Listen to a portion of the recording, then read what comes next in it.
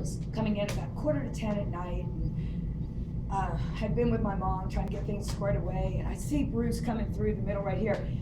He's going, Amy, there's something really wrong with me. There's really wrong. I gotta go to the hospital. I gotta go right now. So let's go. And I took him up there, and through every sad moment, or a scary moment, there's always a laughing moment with Bruce. And I got him up. 10 minutes we're up at the hospital, and he's, looked like he's gonna pass out. And I get him back there, and there's a male nurse, big guy, and he sits down. He said, okay, Mr. Ritho, let's get you rolling here. I said, how old are you? And he says, 54. He said, how much would you say you weigh, Mr. Ritho? And he said, about 170. I said, Mr. Ritho, is that with a case of beer? That's Brucey. God love him. And he said, well, oh no.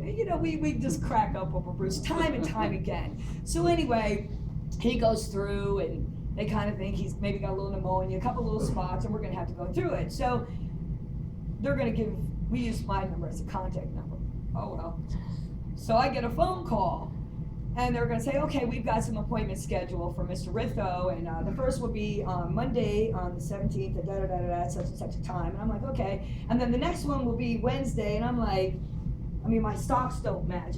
Come on. So I'm like, okay, trying to borrow back at somebody's program, and I'm like writing all these appointments, and I'm like, seriously? We got to go through, can he do this?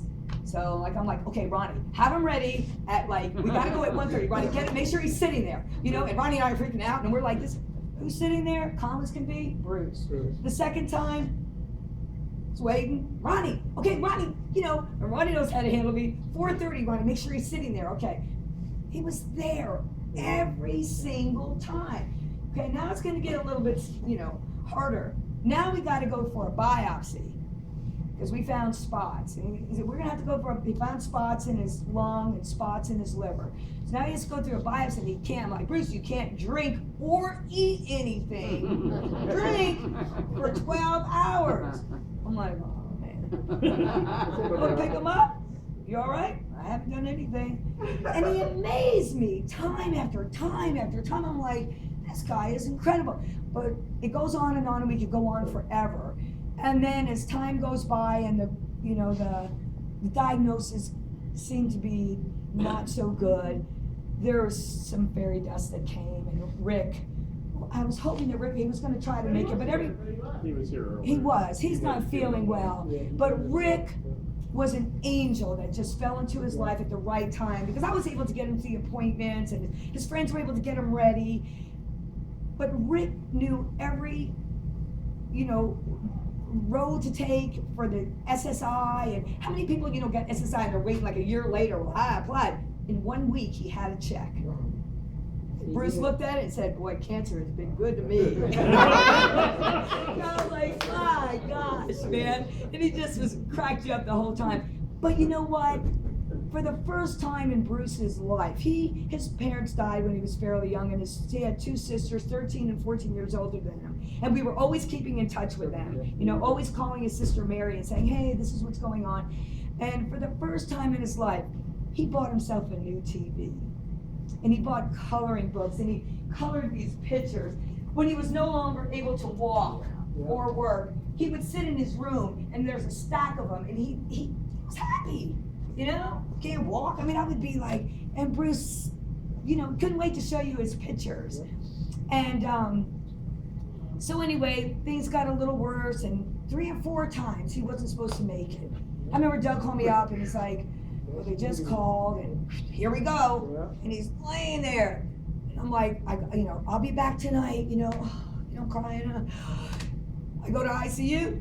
Hey, he's waving at me. And I'm like, my gosh. And it just went on like this, didn't he? The guy never gave up. Well, he was, when he went for his diagnosis, and the doctor told him, and I'm sitting there with him, and he says, Bruce, with this kind of cancer, he said, it's in your lungs, it's in your liver, and it went to his back, and he said, maybe it's very progressive, and you might have 6 months without treatment, and with treatment, who knows, but it's already been 2. Now I'm distraught. We're driving down 5 Mile Road, and I'm like, Bruce, don't worry about it. You know what? They always tell you the worst. And he said, I'm not ready to die. He said, can you stop at the bottom of the hill so I can get a 6-pack? I'm like, and so anyway, he will tickle you because it goes on. And anyway, he ended up, through all this, he ended up in a rehabilitation center. And it was like a 5-star hotel for him. Yep. I mean, he had a bath, they shaved him, they cleaned him, sponge baths. You know, he was so tickled. And yes, never, ever. And then I can remember it, July 7th, it was my birthday, and I couldn't get to see him that day, but you could see him instantaneously. Oh, I gotta back up, I gotta tell you how God interferes. This is just like, I don't know if interferes or what the word is, Tyrone, but anyway, intervenes. We were constantly talking to his sisters, and Mary would cry, you know, they always wanted, maybe if he could come back there, but you know, Bruce wanted to be with his friends. And so anyway, Ronnie and I and Wanda were like brothers and sisters, not going to my screaming fits, and Ronnie would be like, just leave her alone.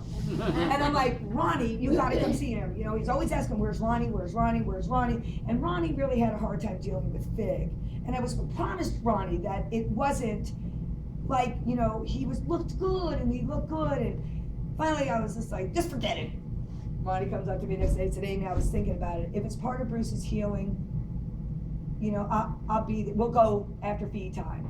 So about 1 o'clock, I'm tired. I'm like, he's just gonna have to go now. I said, Ronnie, I'll get you back by feed time, but I'm tired. And Ronnie's like, Amy, I can't. I'm like, why? Okay, so we leave at feed time at 5 o'clock. Stop and got him some candy bars. We got into his rooms. About 60 seconds later, maybe, 2 ladies walked in and there was a curtain pulled. And they just went to walk out. And I said, oh, there's a guy behind here. Are you looking for him?